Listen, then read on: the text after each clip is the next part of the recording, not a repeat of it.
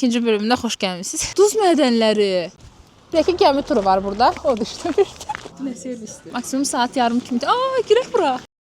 Sizi Alp dağlarının ətəyində gölü, duz mədənləri və nağılvari evləri ilə məşğul olan Hayştatdan salamlayırıq.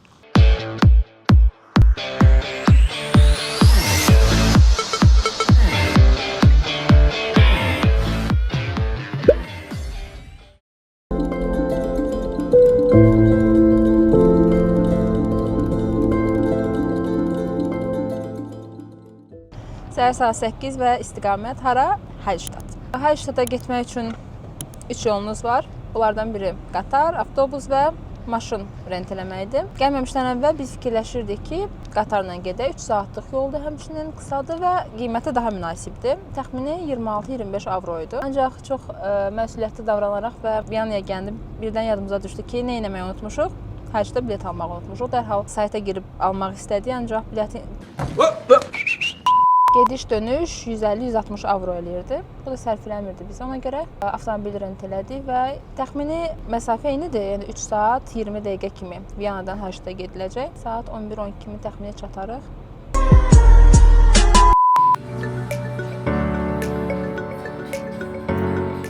Hayştata gedən yolun üstündə McDonald's, KFC gördük. Seçim arasında qaldıq. Çox böyük seçim eləmək qərarına gəldik. McDonald's seçdik. Neynədik? Yumurtalı var.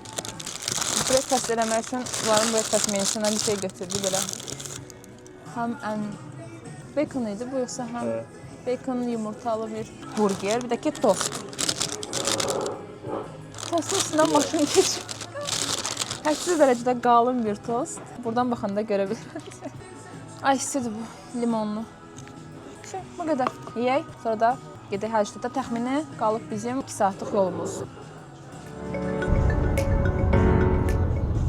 Deməli, gəldik, çatdıq Hayştata. Hazırda Hayştatın girişindəyik. Hələ Hayştatın girişində bu qədər gözəl mənzərə bizi qarşıladı. Amma əsas mənzərə gördüyünüz o kilsənin arxasındakı evlərdədir. Gedəcəyimiz o qədər də çox yer olmasa, Hayştat balaca bir şəhərdir, amma çox maraqlı yerlər var. Onları bir yerdə ziyarət eləyəcəyik sizinlə. Hayştata gəlməmişdən əvvəl daha doğrusu, məni biraz qorxudan şeylərdən biri buradakı restoranların az olması idi. Elə bildim ki, heç restoran olmayacaq və yeməyə bir şey tapmayacaq, amma elə indi girmişik və girdikdən dərhal sonra restoranlar qarşılayır bizi. Balıqçılar var, burger hauslar var, tipik restoranlar var, maqnitlər belə var. Fənərkən ha? Qaçma da, hara qaçırsan qadanam, qaçma. Sən mənə bir də qışqırsan, Allah sən Hayştatda öldürəcəm. Biraz aşağı çək. Nə deyim? Bura gəldik də, biz bir çox qəsəbədən, kənddən keçdik, ancaq heç biri Hayştat qədər elə bildim maşındır. Kardeş, siqnal verdən olar. Heç biri Hayştat qədər belə insanı çəkmədi və Hayştata gəlməmişdən belə maşınların axınından biləcəksiniz ki, elə Hayştata gedirsiniz. Çünki insanların elə çoxu Viyanadan birbaşa Hayştata gəlirlər. Düşünürəm ki, Avstriyaya gəlmişsinizsə, bura ziyarət etməmiş qayıtmaq olmaz. Çünki elə bir yerdir ki, fəsilsizdir. Nə vaxt gəlsəz, möhtəşəm mənzərə sizi qarşılayacaq. Yəni, havanı da desəm, Viyanada hava soyuq idi, nəinki burada. Burada çox normaldır, yəni şaxta yoxdur ən azından. Mən düşünürdüm ki, gölün kənarında olacaq, dağın ətəyindəyik və hava çox soyuq olacaq. Ona görə çox elə büründüm, amma Viyanadakı qədər soyuq deyil.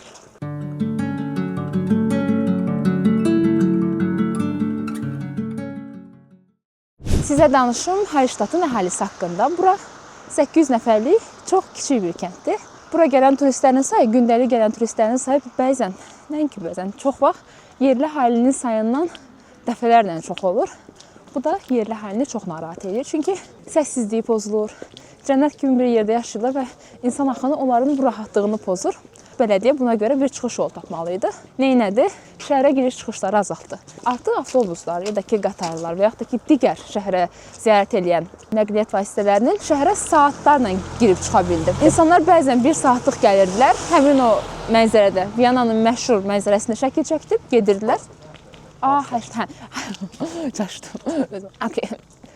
Turistlər bura gəlirdi və Hallstattın məşhur olan, ən məşhur mənzərəsində şəkil çəkdirib gedirdilər. 1 saatlıq ziyarət edirdilər. Ancaq bu da şəhərdəki sıxlığa gətirib çıxarırdı. Bələdiyyə fikirləşdi ki, neyək ki, həm insanlar gəlsin, amma gəldikləri zaman da şəhərə bir qatqı eləsinlər. Yəni müəyyən bir gəlir qazandırsınlar. Ona görə də şəhərə gələn tur avtobusları və yaxud da ki, turistləri şəhərə gətirən qatarlar saatlarla oldu. Məsəl üçün 8-dən saat 4-ə qədər. Yəni müəyyən bir müddət keçirə bilmələri üçün turistlərin pul xərcləyə bilmələri üçün bu uzun saat aralığını qurdular. Şəhərin çox yerində görə biləcəksiniz. Əgər mənim qarşıma çıxsa göstərəcəm sizə plakatlar və plakatların üzərində səs salmayın, burada yerlilər yaşayır yazılır.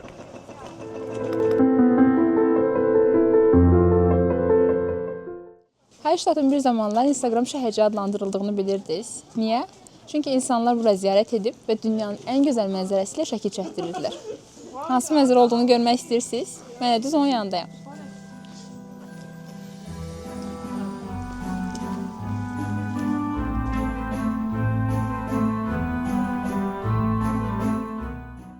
Arxada gördüyünüz turistlərin də bura gəlmə məqsədi bu mənzərə ilə şəkil çəkdirməkdir. Hallstattın ərazisi çox kiçik olduğu üçün bir yerdən digərinə getmək çox da vaxt aparmır. Məsələn, bizim bayaq olduğumuz yerdən şəhərin girişindən bura təxminən 15 dəqiqəyə çatdıq. Düşünürdüm ki, girişdən bura gəlmə vaxt aparacaq və daha çox yuxarıda olduğunu düşünürdüm. Amma o qədər də deyildi. Yəni daha düz yollarla gəldik və çox tez çatdıq.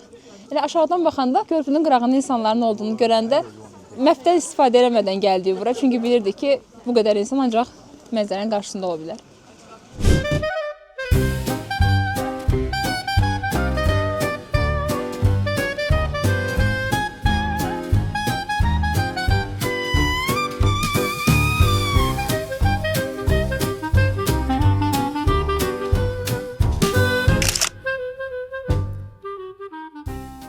Hallstatt sadəcə nağılvari möhtəşəm mənzərəsi ilə deyil, Avropanın ən maraqlı qəbirstanlığı və kəllə muzeyi ilə də məşhurdur. Buradakı kəllə muzeyi turistlərə ilk baxışda biraz qorxuducu gələ bilər, amma bu Hallstatt sakinlərinin ölümə qarşı münasibətini göstərir və onlar ölümə daha fərqli baxırlar. Hallstatt əsrlər boyu ərazisi çox kiçik olub və insanlar burada ərazi problemi yaşayırdılar. Ölüləri dəfn etmək lazım idi, ancaq harda dəfn edəcəklər? Ərazi çox kiçikdir. Bunun üçün düşünürdülər nə etmək lazım olduğunu, ancaq xristianlıq adət-ənənələrinə görə də ölülər müqəddəs torpaqda bastırılmalıydılar. Düşündükdən sonra qərara gəldilər ki, qəbirdə olan 10-15 il sonra, tam çürüdükdən sonra həmin o ölülər çıxarılır, yerinə yeni cəsəd qoyulsun. Yeni cəsədlər qoyulduq zaman çürüyən cəsədin kəllə sümükləri də elə qəbirstanlığın arxasında yerləşən kəllə muzeyində sərgilənirdi. Kəllə muzeyi yerli dildə Beinhaus adlanır.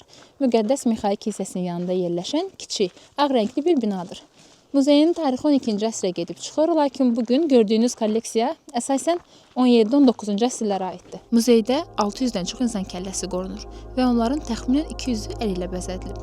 Bu bəzələr ancaq təsadüfi deyil və ciddi simvolik məna daşıyırlar. Hallstatt kəllələrinin üzərində adətən çiçək masivləri, yarpaqlar, xaçlar və geometrik naxışlar çəkilir. Hər kəllənin üzərində həmin şəxsin adı, doğum tarixi və ölüm tarixi yazılır.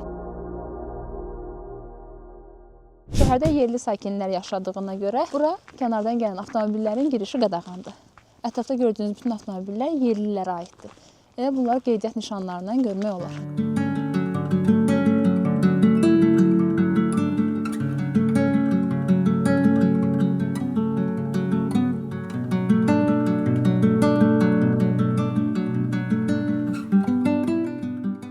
Tətillərdə hər şey istədiyiniz kimi getməyəcək serimizin 2-ci bölümünə xoş gəlmisiniz. Hallstattda görmək istədiyim 3 yerdən ikisi bağlıdır. Düzdür, gəlməmişdən bir gün əvvəl məlumat araşdıranda gördüm ki, bağlıdır. Bunlardan biri duz mədənidir. Duz mədəninə getməyi hədsiz dərəcədə çox istəyirdim. Çünki mədənin içərisində atraksiyonlar var idi. Roller coasterlar, kiçik çaplı bir taxtadan roller coasterlar var idi. Həm muzey var idi. İçərisi çox əyləncəli idi. Ona görə görməyi çox istədim. Bağlıdır. İkincisi, Hallstattın ən möhtəşəm mənzərəsi olan ikinci yeri Skywalk idi. Orada bağlıdır. Həmin bu ikisi təmirə görə səhv eləmirəmsə 2026-nın fevral ya da mart ayına qədər bağlıdırlar. Üçüncü bağlı olan bir şey isə Hallstatt muzeyidir. Buranın için görmək istəyirdim, çünki tarixi çox qədimdir. 7000 ildən çox tarixi olan əşyalar, eksponatlar içəridə qorunub saxlanılırdı. Bunları görmək istedim, amma nə bilim ki, bağlanacaq. Gəldim, gördüm ki, son giriş vaxtı 15:00 oldu və indi də saat 15:13-dür. 13 dəqiqə ilə qaçırdıq. Mən saatı bilmirdim. Mən elə bilirəm ki, 6-ya qədər işləyir. Gəlməmişdən əvvəl tüm məlumatları ayrıntısına qədər məncə dəqiqləşdirin. Çünki 13 dəqiqə belə sizin istədiyiniz bir şeyi görmənizə mane ola bilər.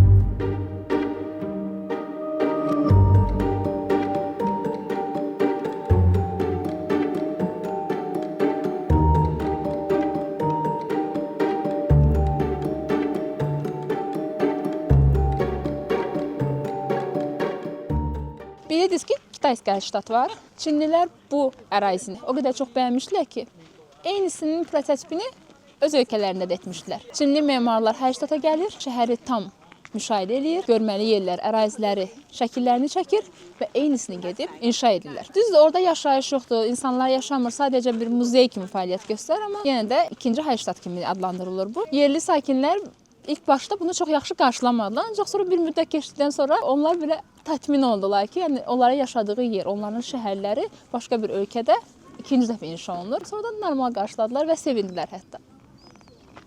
Hayştatın küçələrini gəzəndə bir qoxu məni çəkdi. Bu qoxu yemək qoxusu deyildi, sabun qoxusuydu. Dayanıb baxmaq istədim. Çox nostalji illəri var. Çox gözəldir. Qiymətləri amma bir dənəsi dənə olaraq 45 sentdir. Səhv eləmirəmsə, əgər düz görürəmsə, 10 qramı 45 sent. Ancaq belə şəkildə 14.90 sentdir. Şam rolə. Açıqdır. Açıqdır. Wi-Fi kassetası Tek butik bitti. Məkanların bağlı olmasına görə burada yemək qərarından vaz keçdik. Son anda yaxında yerləşən başqa bir şəhərə getməyi düşünürük. Yəqin ki, bundan sonraki lokasiyamız Zalsburg olacaq. Amma getməmişdən əvvəl şirniyyat və kofe ilə Hayştat küçələrində mənzərəni seyr edərək biraz daha gəzmək istədik. Elədirsə, Zalsburgda görüşərik.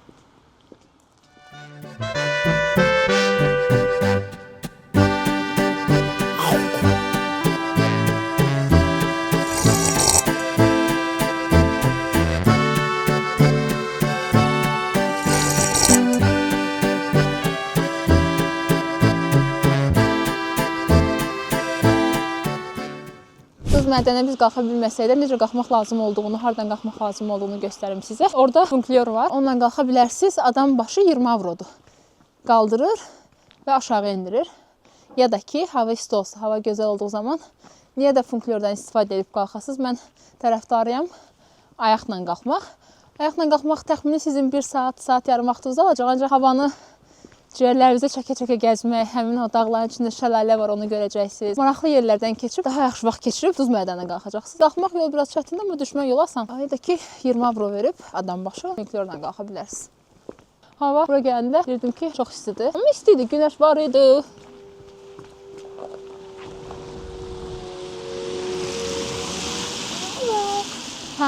Günəş var idi, amma indi biraz şaxta oldu. Qışı hiss elədim indi. Çox soyuqdur. Son burada barmaqlarımı hiss eləmirəm əlcəyin altında. Burnum qızarıb. Üşüyürəm çünki. Hər yerim bağlıdır, amma yenə də donuram. Bura gələndə. Bunu da deyim ki, Hayştata insanlar bəzən gəlir, qalır 2-3 gün. Düşünürəm, əgər dincəlmək istəyirsinizsə, belə kafa dinləmək istəyirsinizsə, yaxşı seçimdir. Eləyirlər bəzilər, amma gəzmək 5 saat, 6 saat kifayət edir. Çünki çox yeri yoxdur. Əgər duz mədəninə, Skywalk-a falan gedəcəksinizsə, daha çox vaxtınız alacaq. Belə gəzirsiniz, vaxt keçir, yerlər bitir, gün də bitir. Bir gəmi turu var burada. O da işləmirdi. O işləyirdi, amma deyəsən biz gələndə vaxtı qutardı. Çünki adamlar düşdü. Getdi. Bugün Hayştatda gəlmək üçün paraya qıyıb maşın rent elədik. Çünki başqa yolumuz yox idi. Və düşündük ki, biz həm bizim rahatlığımız açısından, həm də ki, daha aşağı məbləğ ödəmək üçün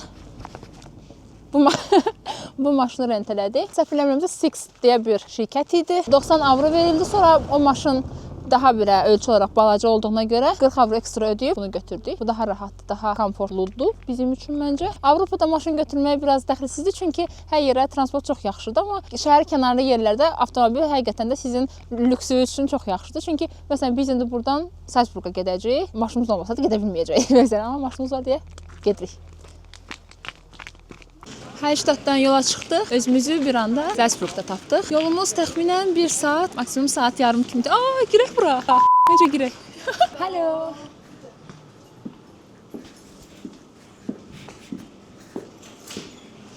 bir anda çəkəcəkdik. Okey, məncə Allah. Fikrimiz biraz dağıldı. Heç nə. Şkaflarımızı alıb çıxdıq. Facebookdayıq. Burada da çox vaxtımız yoxdur. Restorana gedib buranın məşhur yeməyi var. Ondan yeyib biraz da Əlşatı gəzib qayıdacağıq Viyanaya. Gəldik biz Salzburgda. Salzburgda Salzburgdur bilmirəm. O qarışdırıram ona görə yoxsa hansısa düzdürsə onu qəbul edin. Gəldik bir restorana. Girəndə yolda maraqlandım ki, burada nə yemək olar? Elmi məqalədən oxudum. ChatGPT-dən soruşdum. ChatGPT mənə dedi ki, Tafelspitz deyə bir yemək var, məşhurdur. Onu yeməmiş getmə, belə də dedim. Sonra da mən bir restoran məsləhət gördü. Hansı ki, restoranın adını özünü oxuyacağam indi. Sankt Peter Stifts Kulinarium deyə bir restorandır. Şəhərin mərkəzində Altstadtda yerləşir. Gəldik, burada yeməyimizi sifariş elədik. İndi gözləyirik gəlsin. Qiymətləri heç də o qədər ucuz deyil. Tafelspitz-ə biz təxminə verdik 36 avro. Digər starter var idi, ona verdi 24 avro və 25-dir, çünki 24.90-dır. Su da çox. 25 illik həyatım boyunca ağzıma demək olar ki, çox az müddət. Ancaq uşaq vaxtı yağ yemişəm, mən illərdir yağ yemirəm. Tadına baxmaq istəyirəm, çox təriflədim. İnşallah ki, yağ dadı gəlir.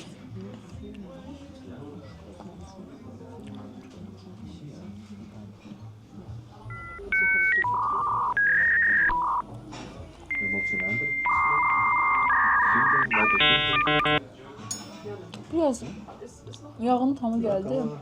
Biraz. Amma çox gəldi Allah. Məkan çox böyükdür.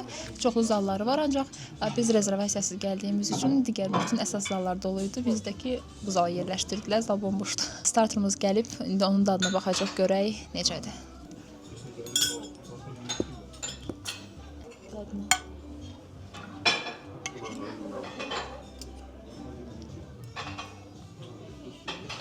Anlamadım. Sosu aladım. Bilmem bir şey. Bu tadı yoktu. Babamın. Göster. Nice.